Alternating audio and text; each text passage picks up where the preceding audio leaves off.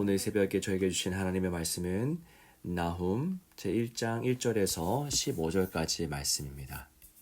이 말씀을 함께 읽겠습니다.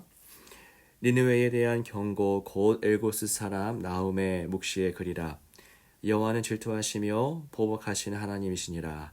여호와는 보복하시며 진노하시되 자기를 거스르는 자에게 여호와는 보복하시며 자기를 대적하는 자에게 진노를 품으시며 여호와는 노하기를 더디하시며 권능이 크시며 벌받을 자를 결코 내버려 두지 아니하시느니라.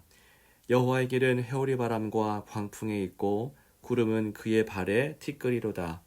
그는 바다를 꾸짖어 그것을 말리시며 모든 강을 말리시나니 바산과 갈멜이 쇠하며 레바논의 꽃이 시드는 도다. 그로 말미암아 산들이 진동하며 작은 산들이 높고 그 앞에서는 땅 곧 세계와 그 가운데에 있는 모든 것들이 솟아오르는 도다. 누가 능히 그의 분노 앞에 서며 누가 능히 그의 진노를 감당하랴. 그의 진노가 불처럼 쏟아지니 그로 말미암아 바위들이 깨지는 도다. 여호와는 선하시며 환난 날의 산성이시라.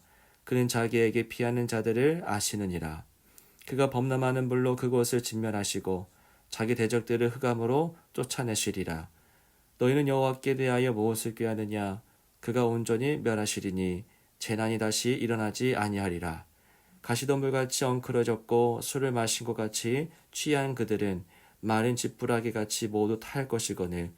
여호와께 악을 꾀하는 한 사람이 너희 중에서 나와서 사악한 것을 권하는도다. 여호와께서 이같이 말씀하시기를 그들이 비록 강하고 많을지라도 반드시 멸절을 당하리니 그가 없어지리라. 내가 전에는 너를 괴롭혔으나 다시는 너를 괴롭히지 아니할 것이라. 이제 내게 지은 그의 몽해를 내가 깨뜨리고 내 결박을 끊으리라. 나 여호와가 내게 대하여 명령하였나니 내 이름이 다시는 전파되지 않을 것이라. 내가 내 신들의 집에서 새긴 우상과 분 우상을 멸절하며 내 무덤을 준비하리니 이는 내가 쓸모없게 되었음이라. 볼지어다 아름다운 소식을 알리고 화평을 전하는 자의 발이 산 위에 있도다. 유다야 내 절기를 지키고 내 소원을 갚을지어다. 악인이 진멸되었으니 그가 다시는 내 가운데로 통행하지 아니하리로다 하시니라. 아멘. 네, 오늘도 주님의 샬롬이 여러분 모두의 삶 가운데 가득하기를 원합니다. 네, 하나님은 우리에게 매일의 만나를 주십니다. 일용할 양식을 주시죠. 하루하루 주님의 채우심을 소망하면서 오늘의 삶을 오늘의 만나로 살아가시기를 원하고 이번 한 주 우리에게 주어진 맡겨진 모든 소명들 사명들 감당할 때에 기쁨과 또 담대함 가득하기를 또한 소망합니다. 오늘부터 나훔을 묵상합니다. 나훔은 11권의 소예언서 중에 하나이고요. 3장까지 있는 아주 짧은 성경입니다. 지난주에 요나를 저희가 함께 묵상했었는데요. 요나의 내용과 나훔의 내용은 겹치는 부분이 좀 있습니다. 두 성경 모두 니느웨라고 하는 도시를 대상으로 한다는 것이죠. 다만 요나가 니느웨의 회복을 대한 내용을 주로 이야기했다면 나훔은 니느웨의 심판에 대해서 주로 말하고 있습니다.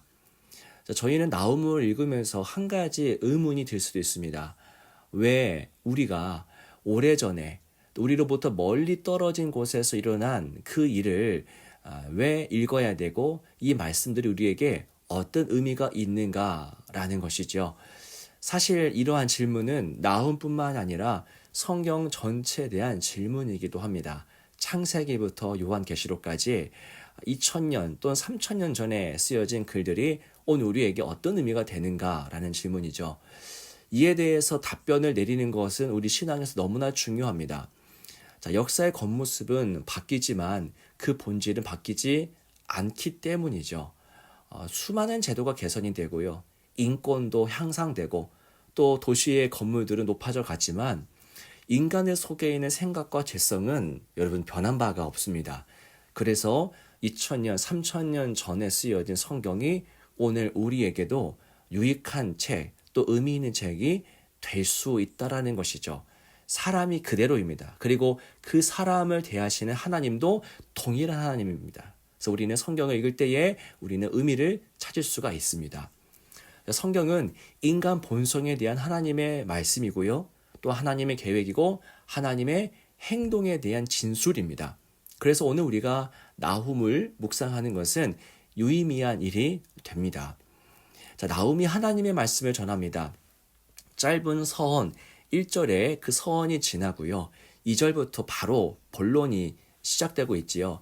자, 오늘 말씀 2절의 말씀을 보시기 바랍니다. 여호와는 질투하시며 보복하신 하나님이시니라. 여호와는 보복하시며 진노하시되 자기를 거스르는 자에게 여호와는 보복하시며 자기를 대적하는 자에게 진노를 품으시며.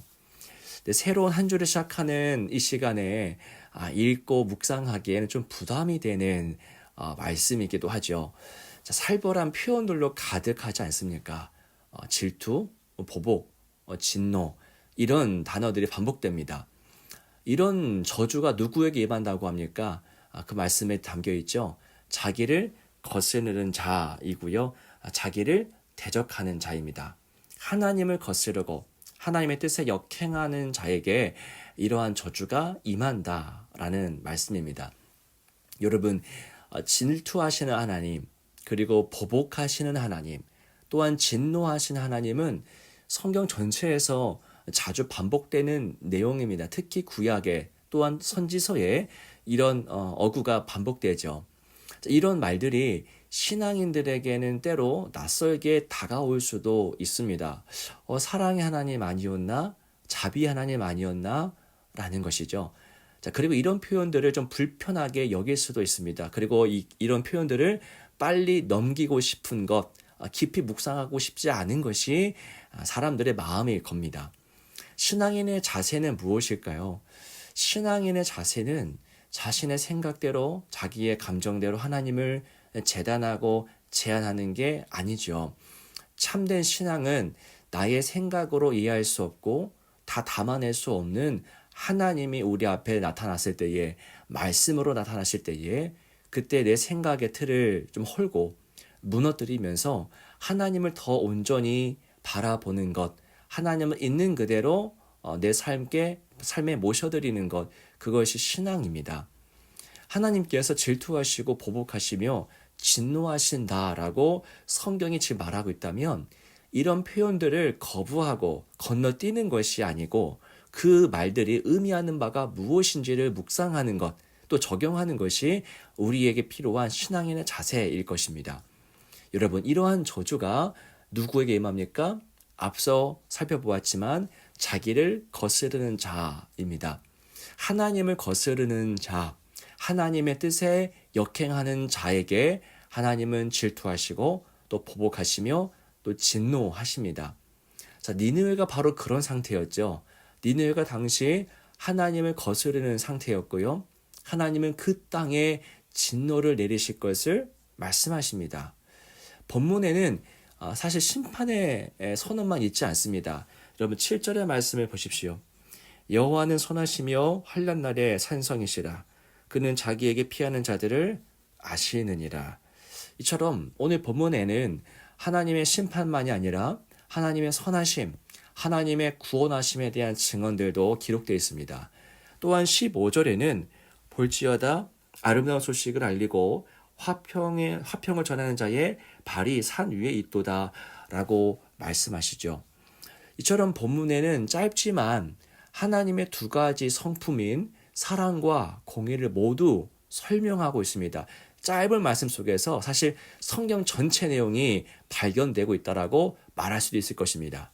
자, 본문의 말씀은 하나님의 두 가지 성품을 모두 기억하라고 우리에게 요구하는 것이죠. 하나님을 거스르는 땅은 저주를 받지만 하나님을 찾는 땅은 은혜를 입을 것을 선언하고 있습니다. 참 단순하고 익숙한 내용이죠. 우리는 이 단순하고 익숙해 보이는 오늘의 말씀을 반드시 기억합니다. 너무 단순한데, 너무 익숙한데 라고 하면서 거부할 것이 아니라 이 말씀을 우리 삶에 그대로 적용해야 되겠죠. 자, 신앙은 결국 하나님 앞에서 우리가 하루하루 어떻게 반응하는가의 문제입니다. 복잡한 데 신앙이 있지 않습니다. 단순합니다. 삶에는 이 두 가지 길이 있죠. 하나님을 거스르는 길과 하나님을 따르는 길입니다. 이 두 가지의 길은 에덴에서부터 존재해 왔습니다. 인간은 태어나면서부터 이 두 가지 길 중 하나를 선택할 수밖에 없습니다. 그리고 분명한 것은 지금 이 순간 이 묵상과 기도의 자리에 선 여러분 모두, 우리 모두는 이 두 가지 길 중에 어느 하나에 속해 있다라는 것도 기억해야 됩니다. 어떤 사람은 거스르는 길, 어떤 사람은 주님을 따르는 길, 두 가지의 길 중에 하나 위에 우리는 지금 서 있습니다. 사랑하는 여러분, 지금 우리가 깨어있기를 원합니다. 깨어있다는 것이 무엇입니까? 내 방향이, 나의 발이 지금 어떤 길 위에 서 있는가 바라보고 회개가 필요하면 회개하는 것이고 또한 믿음이 필요하다면 믿음을 간구하는 것이 깨어있는 것입니다. 기억하십시오. 오늘 본문은 하나님의 두 가지 성품과 또한 그 하나님에 대한 우리의 두 가지 반응을 이야기합니다. 우리는 하나님 앞에서 거스르는 길을 갈 수도 있고 따르는 길을 갈 수도 있습니다. 지금 여러분들은 어떤 길 위에 서 있습니까? 또 오늘 하루 어떤 길 위에 서 있기로 작정하십니까? 끼어있는 마음으로 이 말씀 앞에 서시면서 거룩하고 선한 결단을 이루시는 이 복된 새벽 시간 되시기를 주님의 이름으로 축원합니다. 기도하겠습니다. 살아계신 주 하나님 아버지, 오늘 말씀을 통해서 세상에 있는 두 가지 길이 있다라고 말씀하시는 주님, 하나님을 거스르는 길, 하나님을 따르는 길, 두 가지 길이 있다라고 말씀합니다. 하나님, 이 새벽 시간 우리가 거룩하고 또 경건한 마음으로 결단하기를 원합니다. 하나님의 것을 선택하게 하시고 선하고 거룩한 삶을 결단할 수 있도록 인도하여 주시고 오늘 하루의 삶 순간순간마다 이 작정과 결단이 흐트러지지 아니하도록 주의 성령께서 우리의 발걸음을 주장해 주시고 인도하여 주옵소서. 오늘 주신 말씀을 함께 묵상하며 기도하는 시간에 성령께서 함께해 주셔서 이 말씀을 더 깊이 묵상하며 하나님의 나라를 누릴 수 있도록 인도하여 주옵소서. 오늘의 삶을 주님께 의탁드리며 주 예수 그리스도 이름으로 간절히 기도하옵나이다. 아멘.